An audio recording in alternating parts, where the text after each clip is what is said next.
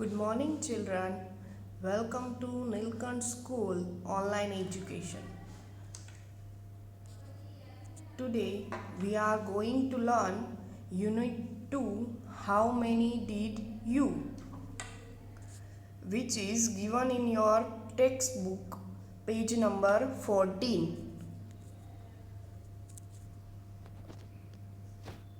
વિદ્યાર્થી મિત્રો, આપણે યુનિટ 2 શરૂ કરવા જઈ રહ્યા છીએ, જેમાં આપણે ઘણી બધી એક્ટિવિટી સાથે ખૂબ જ મજા કરવાના છીએ.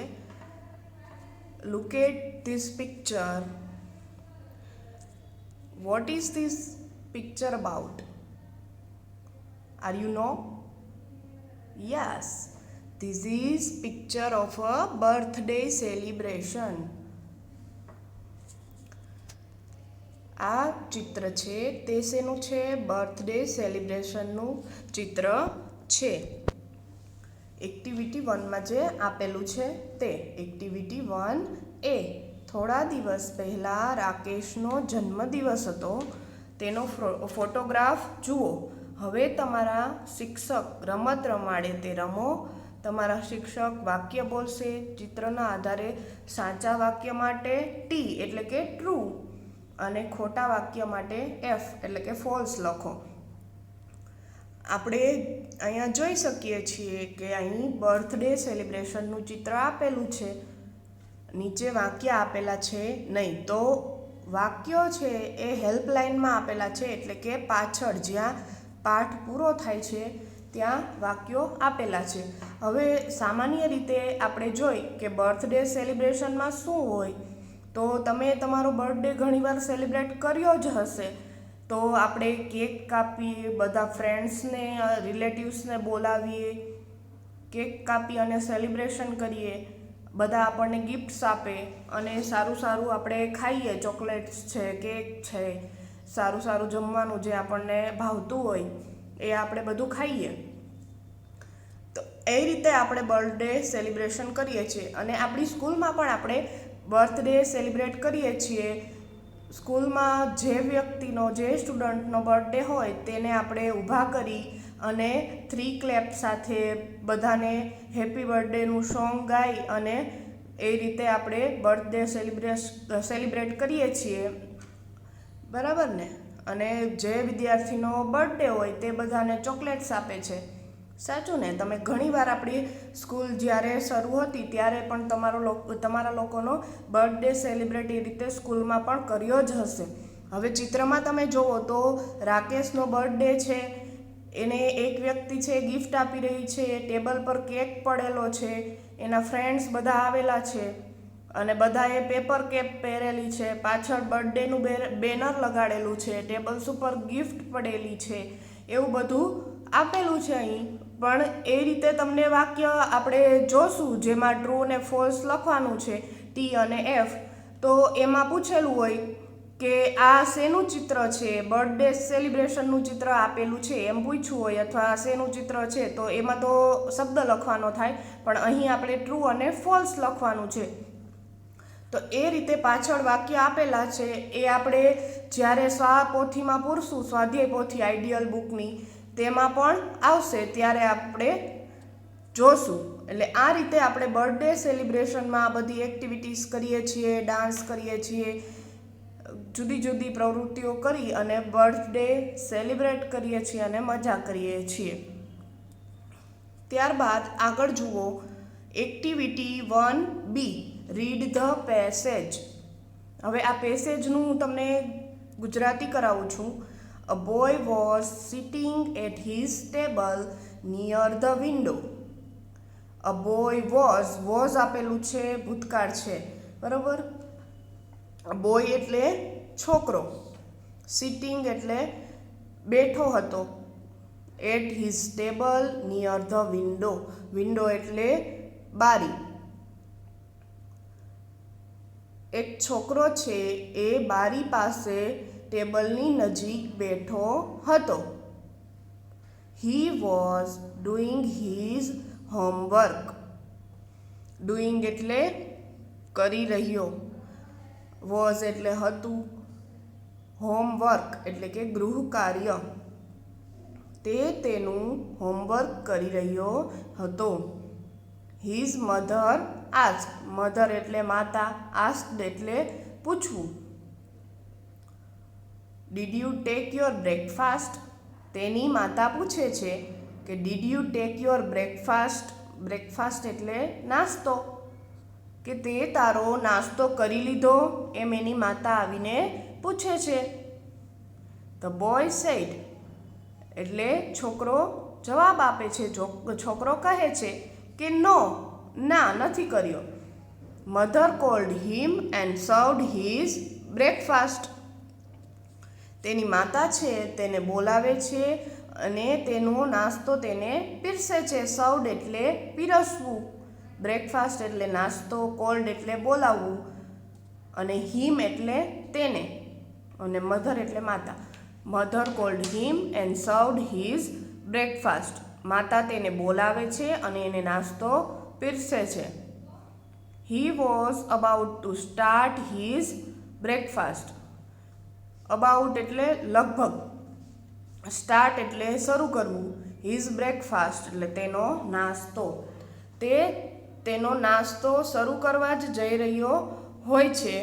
Than a beggar came to the door, then એટલે પછી, બેગર એટલે ભિખારી, કેમ એટલે કમનું ભૂતકાળ કેમ થાય, આવ્યો. ત્યારબાદ એક ભિખારી છે એ દરવાજા પાસે આવ્યો. હી સેડ, તેણે કહ્યું please give me something to it, please એટલે મહેરબાની કરીને, ગીવ એટલે આપવું, મી એટલે મને, સમથિંગ એટલે કંઈક, અને ટુ ઈટ એટલે ખાવા માટે. ફરીથી આખું જોઈએ આખા વાક્યનું. Then a beggar came to the door, he said please give me something to eat. પછી એક ભિખારી છે એ દરવાજે આવે છે અને કહે છે કે પ્લીઝ મને કંઈક ખાવા માટે આપો, મહેરબાની કરીને મને કંઈક ખાવા માટે આપો. The boy looked at the beggar, હવે છોકરો છે એ ભિખારી સામું જુએ છે. લુક્ડ એટલે જોયું, બેગર એટલે ભિખારી. બાળક છે, છોકરો છે એ ભિખારી સામું જોવે છે. He looked really very poor and hungry, poor એટલે કે ગરીબ, પુઅર એટલે ગરીબ, અને હંગ્રી એટલે ભૂખ્યો. લુક્ડ એટલે લાગી રહ્યો હતો, તે કેવો લાગી રહ્યો હતો તો ગરીબ અને ભૂખ્યો લાગી રહ્યો હતો. હી gave his breakfast to the beggar, તે તેનો નાસ્તો છે એ ભિખારીને આપી દે છે. ગેવ એટલે ગીવનું ભૂતકાળ, અને એનો મતલબ થાય આપી દીધું. હી gave his breakfast to the beggar, તેણે તેનો નાસ્તો ભિખારીને આપી દીધો. The beggar was very happy, તેથી તે ભિખારી છે એ ખૂબ જ ખુશ થઈ ગયો, કેમ કે એને ખાવાનું ન મળ્યું હોય, ભૂખ્યો હોય, અને એને કોઈ જમવાનું કે નાસ્તો આપે તો ખુશ જ થઈ જાય ને, બરાબર ને. This boy was later known as Netaji Subhashchandra Bose, અને આ બોય એટલે કે આ છોકરો હતો એ પછી કોના તરીકે ઓળખાયો તો નેતાજી સુભાષચંદ્ર બોઝ. લેટર એટલે પછી, અને નોન એટલે પછી પ્રખ્યાત થયો, જાણીતો થયો. એટલે આ વ્યક્તિ છે કે જેને પોતાનો નાસ્તો કર્યો નહોતો, એના મમ્મીએ એને નાસ્તા માટે પૂછ્યું, એ પછી કોના તરીકે ઓળખાણા તો નેતાજી સુભાષચંદ્ર બોઝ. ત્યારબાદ જુઓ, discuss in pairs and put right mark for right and false mark for wrong statements. બેની જોડીમાં નીચેના વિધાનોની ચર્ચા કરી ખરા વિધાન સામે રાઇટ અને ખોટા વિધાન સામે ચોકડીની નિશાની કરો. હવે આપણે અત્યારે બોલતા જઈએ અને તમને આ ઉપરનો ફકરો આપણે સમજાવ્યો, એના ઉપરથી જ આ બધા ટ્રુ ફોલ્સના વાક્યો છે, તો એ આપણે જોતા જઈએ એટલે આપણને આવડી જ જશે, બરાબર. એમાં જે ફકરો આપણે સમજ્યા એ ઉપરથી છે. પહેલું, mother gave Har breakfast to the beggar. હવે આમાં પહેલામાં એમ કે છે કે માતાએ એનો નાસ્તો ભિખારીને આપી દીધો. તો એ વાક્ય કેવું છે? ખોટું. માતાએ નહોતો આપ્યું. કોણે આપી દીધો? તો બોયે આપી દીધું હતું. હવે બીજું વાક્ય, ધ બોય વોઝ સ્ટડિંગ. છોકરો છે તે ભણી રહ્યો હતો. તો એ વાક્ય કેવું છે? રાઈટ, સાચું છે. બીજામાં આવશે રાઈટ. ત્રીજું, Netaji gave his breakfast to the beggar. તો એ નેતાજી સુભાષચંદ્ર બોઝ તરીકે ઓળખાણ હતા, બરોબર, પણ એ નાના હતા ત્યારે એને બોય કહેતા. છતાંય આ વાક્ય તો કેવું આવશે? Netaji gave his breakfast to the beggar. તો હા, તેને ભિખારીને નાસ્તો આપી દીધો તો, એટલે આવશે રાઈટ.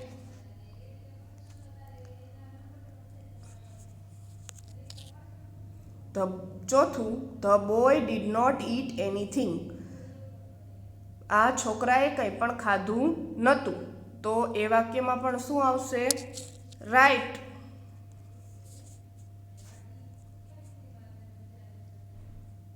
ચોથા વાક્યમાં પણ રાઈટ આવશે.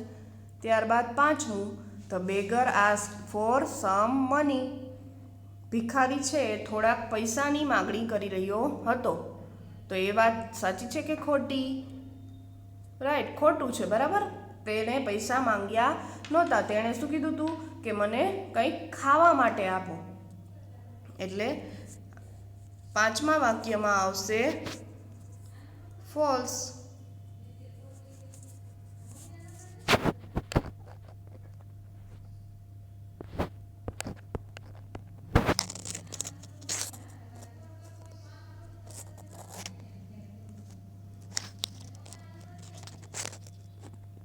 પાંચમામાં ફોલ્સ આવશે.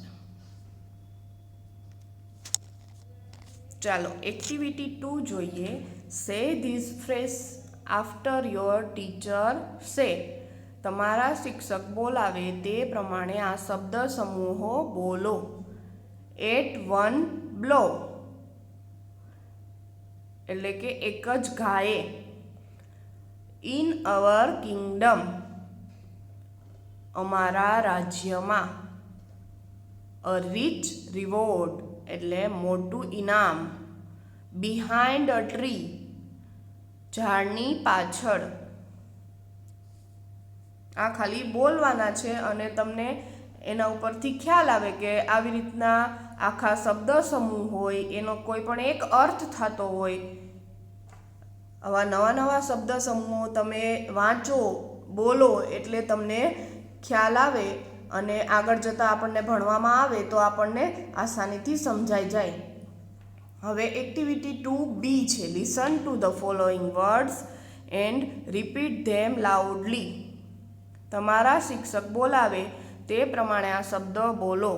જોવો હવે આમાં આપણે સ્પેલિંગ જે અહીંયા આપેલા છે એનો ઉચ્ચાર છે એ લગભગ સેમ થાય અને એનો અર્થ છે એ અલગ અલગ થાય. ઉચ્ચારમાં થોડોક ડિફરન્સ હોય પણ બોલાય તો સેમ જ. એને શું કહેવાય? હોમોફોન્સ. આપણે ધોરણ 6માં શીખી ગયા હતા એ રીતનું જ છે કે બીટ બીટ. બેયનો શું થાય? અર્થ અલગ અલગ થાય. પણ એક બીટ એટલે હરાવવું અને એક બીટ એટલે મારવું. એ રીતે બેના અર્થ અલગ અલગ થશે પણ એનો ઉચ્ચાર છે લગભગ સેમ થાય. એને હોમોફોન્સ કહેવાય. Seat seat. થોડુંક બોલવામાં ચેન્જીસ થાય પણ એનો ઉચ્ચાર લગભગ સેમ જ હોય. ત્યારબાદ ડીડ ડીડ. એક ડીડ એ જરૂરિયાત થાય અને એક ડીડ છે એ આપણે સહાયકારક ક્રિયાપદ તરીકે વાપરીએ એ છે. એના પછી heed heed, let let, get get, met met, fed fed, met met, deed dead. Dead એક ડેડ એટલે મરેલો વ્યક્તિ અને એક ડેડ એટલે પપ્પા. હેડ હેઝનું ભૂતકાળ હેડ થાય અને એક હેડ એટલે માથું થાય. સેટ એક સીટનું ભૂતકાળ છે સેટ અને એક સેટ એટલે બેસવું. ચાલો વિદ્યાર્થી મિત્રો, આના પછીનું જે લેસન છે એ આપણે આગળના વિડીયોમાં જોઈશું. ત્યાં સુધી આવજો.